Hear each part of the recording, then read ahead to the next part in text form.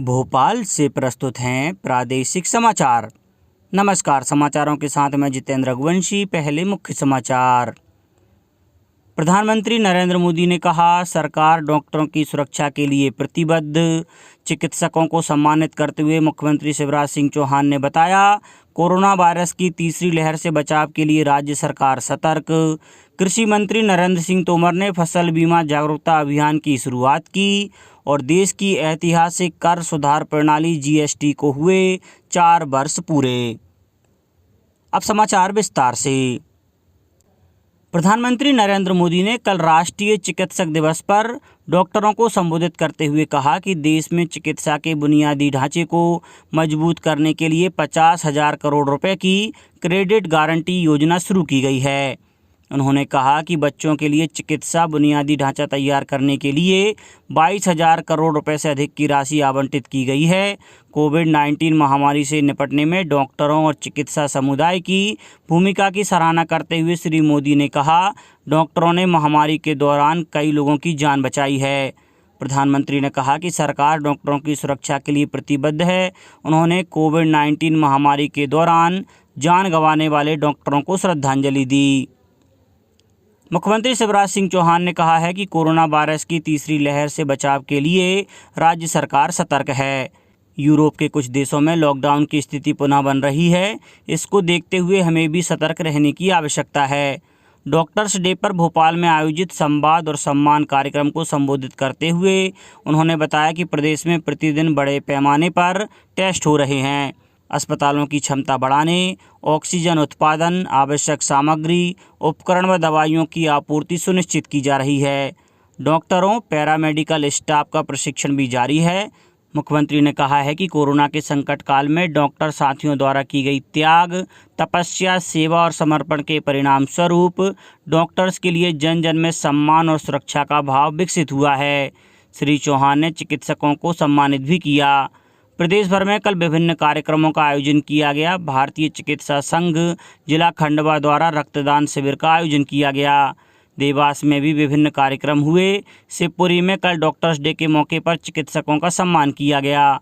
रायसेन में CMHO doctor Dinesh Khatri तथा civil surgeon doctor AK Sharma को सम्मानित भी किया गया। प्रदेश में कोरोना संक्रमण पूरी तरह नियंत्रण में है। राज्य में स्वस्थ होने की दर बढ़कर 99% हो गई है। प्रदेश के 52 जिलों में से 35 में एक भी नया मरीज नहीं मिला। इस बीच राज्य में कोविड टीकाकरण का 2 दिवसीय महाअभियान शुरू हो गया है। इसमें 9 लाख डोज लगाने का लक्ष्य रखा गया है। प्रधानमंत्री नरेंद्र मोदी ने कहा है कि डिजिटल इंडिया कार्यक्रम के 6 साल में देश ने प्रौद्योगिकी को अपनाने में तेजी से प्रगति की है। श्री मोदी ने कहा कि डिजिटल इंडिया ने लोगों का जीवन बदल दिया है। डिजिटल इंडिया के 6 साल पूरे होने के अवसर पर एक समारोह को संबोधित करते हुए प्रधानमंत्री ने कहा कि डिजिटल इंडिया की मदद से न्यूनतम सरकार और अधिकतम शासन का सपना पूरा होगा। श्री मोदी ने कहा कि डिजिटल इंडिया आत्मनिर्भर भारत की एक साधना और 21वीं सदी में भारत को मजबूत बनाने का नारा बन गया है। ग्वालियर जिले में 3 पंचायतों में 100% वैक्सीनेशन हुआ है। यहाँ मुरार ब्लॉक की बहादुरपुर, डबरा ब्लॉक की मकोड़ा और भितवार ब्लॉक की एराया पंचायत में 100% वैक्सीनेशन किया गया है। अगर जबलपुर जिले की बात करें तो यहाँ के 27 ग्राम पंचायतों में 100% वैक्सीनेशन हुआ है। कृषि और किसान कल्याण मंत्री नरेंद्र सिंह तोमर ने फसल बीमा सप्ताह के दौरान कल फसल बीमा योजना के लिए फसल बीमा जागरूकता अभियान की शुरुआत की। इस अवसर पर उन्होंने कहा कि फसल बीमा योजना का उद्देश्य प्रत्येक किसान को सुरक्षा कवर प्रदान करना है। उन्होंने बताया कि इस योजना के तहत किसानों के 95,000 करोड़ दावों के लिए भुगतान कर एक बड़ी उपलब्धि हासिल की गई है। उन्होंने बताया कि पिछले 4 वर्ष में किसानों ने 17,000 करोड़ रुपए प्रीमियम जमा किया है। देश के ऐतिहासिक कर सुधार जीएसटी प्रणाली को लागू हुए कल 4 वर्ष पूरे हो गए। इसे 1 जुलाई 2017 को लागू किया गया था। जीएसटी एक राष्ट्र एक कर एक बाजार के विचार को बढ़ावा देता है। सरकार ने SMS द्वारा GSTR 3B रिटर्न दाखिल करने की सुविधा की भी शुरुआत की है, जिससे 22 लाख करदाताओं को मदद मिली है। ई चालान सुविधा भी लागू की गई है, जिससे ई-वे बिल बनाने में लगने वाले समय और लागत में कमी आई है। गृह मंत्री डॉक्टर नरोत्तम मिश्रा ने मंत्रिमंडल समिति की बैठक की अध्यक्षता करते हुए लोक परिसंपत्तियों को शासन हित में सूचीबद्ध करने के निर्देश दिए। उन्होंने सभी लोक परिसंपत्तियों का चिन्हांकन कर आवश्यक कार्यवाही करने को कहा। बैठक में वित्त मंत्री श्री जगदीश देवड़ा ने संपत्तियों के प्रबंधन के लिए अब तक की गई कार्यवाही के संबंध में अधिकारियों को समस्त जानकारी प्रस्तुत करने को कहा। बैठक में किसान कल्याण तथा कृषि विकास मंत्री श्री कमल पटेल वर्चुअली सम्मिलित हुए। डॉक्टर मिश्रा ने प्रदेश और देश में मौजूद मध्य प्रदेश की लोक परिसंपत्तियों के बेहतर प्रबंधन के लिए उनका चिन्हांकन कर सूचीबद्ध करने के कार्य में तेजी लाने को कहा। उन्होंने कहा है कि संपत्तियों को सूचीबद्ध कर शासन हित में बेहतर और त्वरित निर्णय लिए जाएंगे। बैठक में बताया गया कि अब तक 275 लोक परिसंपत्तियों को पोर्टल पर अपलोड किया जा चुका है। संपत्तियों के चिन्हांकन और अपलोडिंग का कार्य जारी है। अब उपभोक्ताओं को अपने परिसर में लगे मीटर की रीडिंग के समय मीटर रीडर को सर्विस कनेक्शन नंबर उपलब्ध कराने के लिए पुराना बिल ढूंढने के लिए परेशान नहीं होना पड़ेगा। मध्य क्षेत्र विद्युत वितरण कंपनी ने निम्न दाब उपभोक्ताओं की वर्तमान में चल रही मीटर रीडिंग की व्यवस्था को तकनीकी रूप से सुदृढ़ बनाते हुए उपभोक्ताओं को QR कोड आधारित मीटर रीडिंग की सुविधा उपलब्ध करा दी है। प्रथम चरण में इस सुविधा को भोपाल एवं ग्वालियर के NGB सॉफ्टवेयर बिलिंग प्रणाली वाले शहरी क्षेत्रों में लागू किया जा रहा है।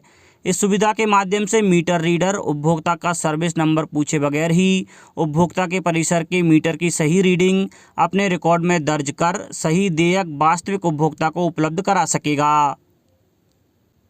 पर्यटन, संस्कृति और आध्यात्म मंत्री सुश्री उषा ठाकुर तथा जल संसाधन मंत्री श्री तुलसीराम सिलावट ने कल इंदौर के ऐतिहासिक लाल बाग का निरीक्षण किया। मंत्री द्वय ने कहा कि लाल बाग इंदौर की ऐतिहासिक धरोहर है और इसके संरक्षण के लिए ठोस कार्य किए जाएंगे। मंत्री द्वय ने लाल बाग परिसर में स्थित विभिन्न स्थलों का मौका मुआयना किया और पुरातत्व विभाग के उपस्थित अधिकारियों से जानकारी प्राप्त की।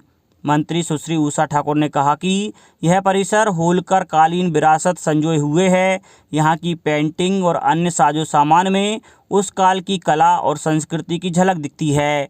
हमें इस ऐतिहासिक धरोहर को आने वाली पीढ़ी के लिए संजो कर रखना है। मंत्री श्री तुलसी सिलावट ने कहा कि परिसर में स्थित चंपा बावड़ी और चंपेश्वर मंदिर का संरक्षण किया जाना जरूरी है।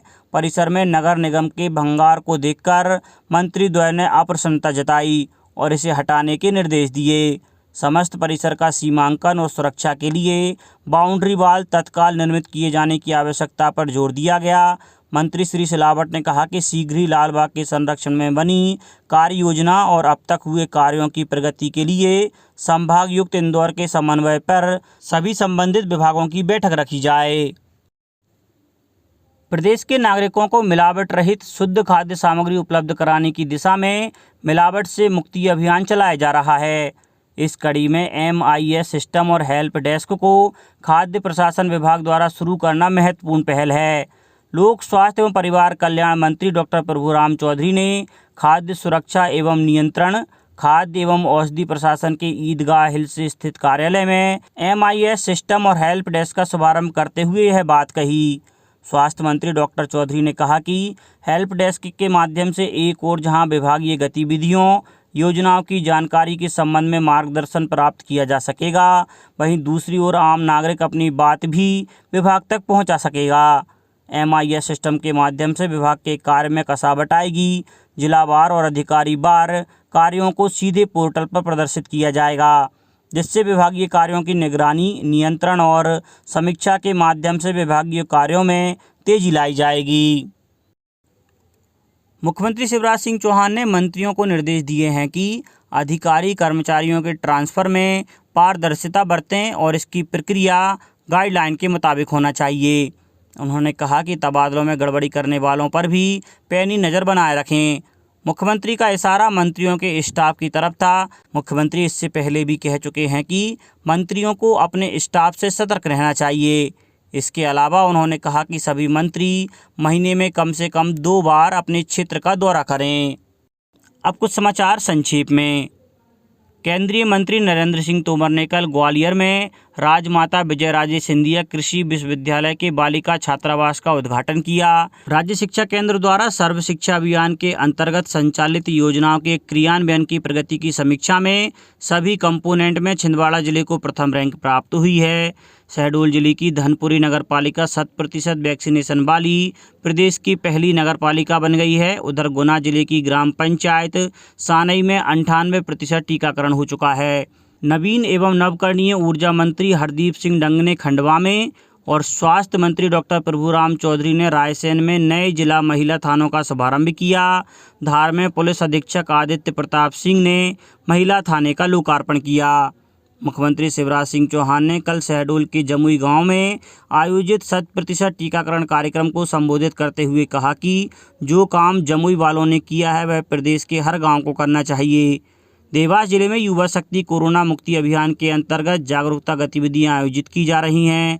उमरिया जिले के अल्प प्रवास पर पहुंचे मुख्यमंत्री शिवराज सिंह चौहान ने कल 2 बच्चों को मुख्यमंत्री कोविड-19 बाल सेवा का स्वीकृति पत्र सौंपा।